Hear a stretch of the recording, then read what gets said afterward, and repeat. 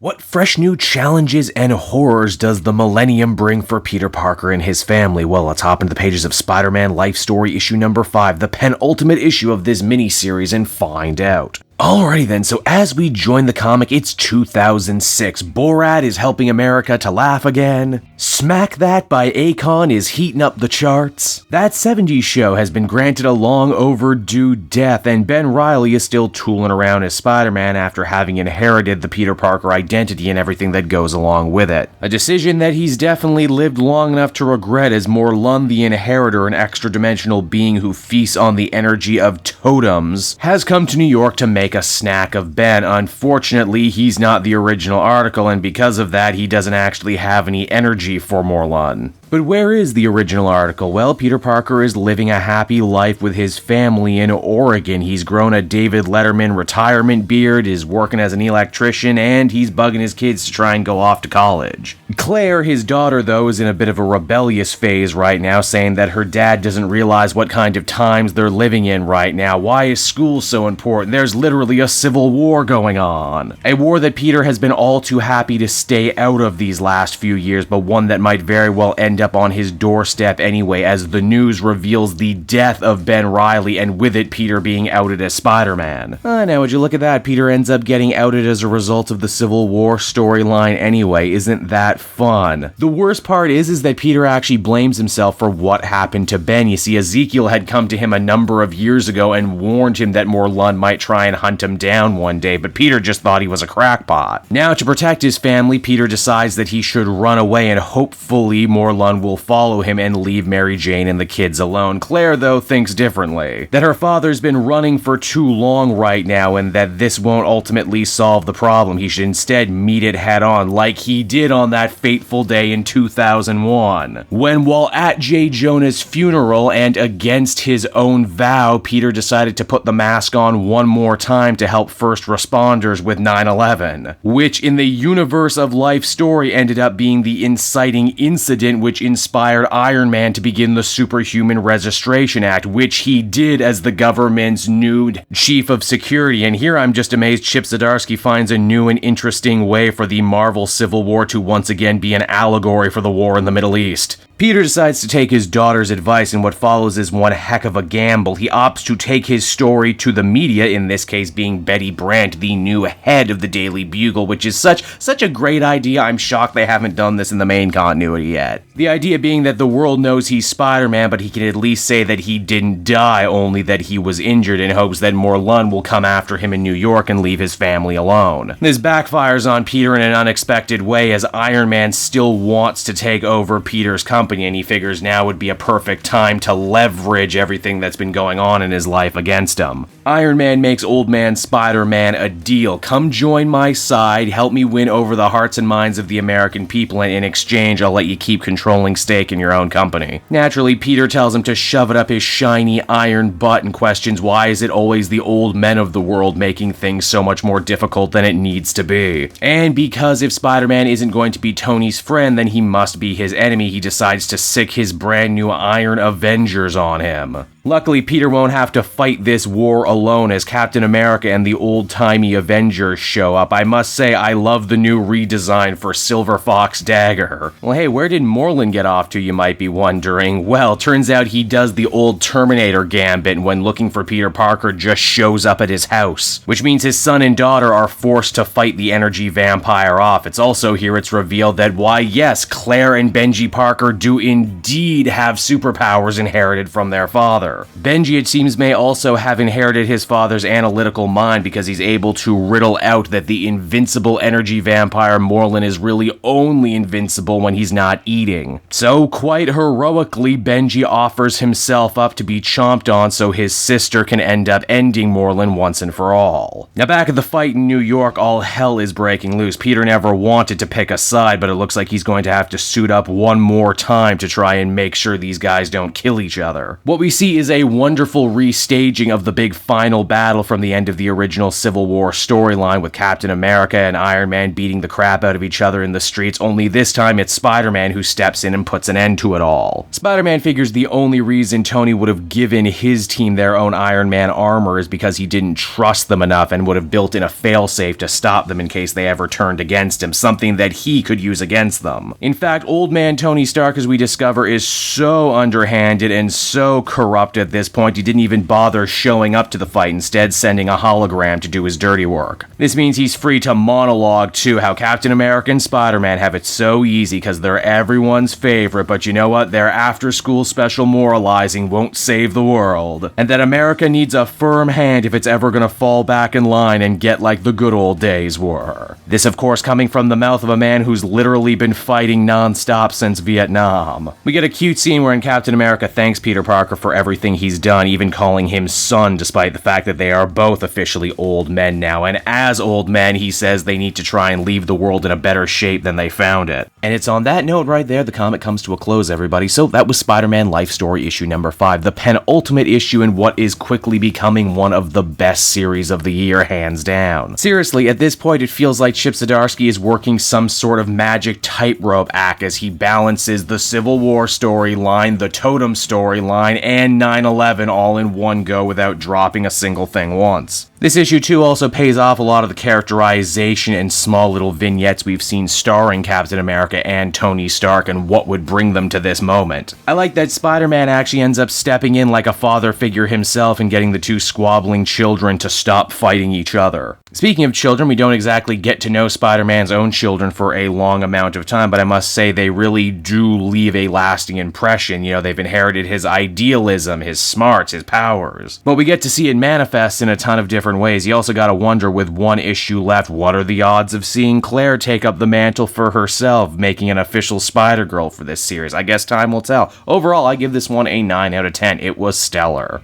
Hey there everyone, it's your old pal Cape Joel, and I want to thank you so much for watching to the end of the video. I hope you enjoyed it, and if you did, why not check out some of these other videos I have available from the channel. And hey, you know what, if you're in a supportive mood, you can also check out my Patreon link down in the description. Patrons get exclusive access to videos and content before anyone else, and you can do so for as little as $1 a month. So until next time everyone, this has been Cape Joel. Thank you so much for watching, and I will be back again next time with more comic content that smacks of greatness. Bye bye everyone.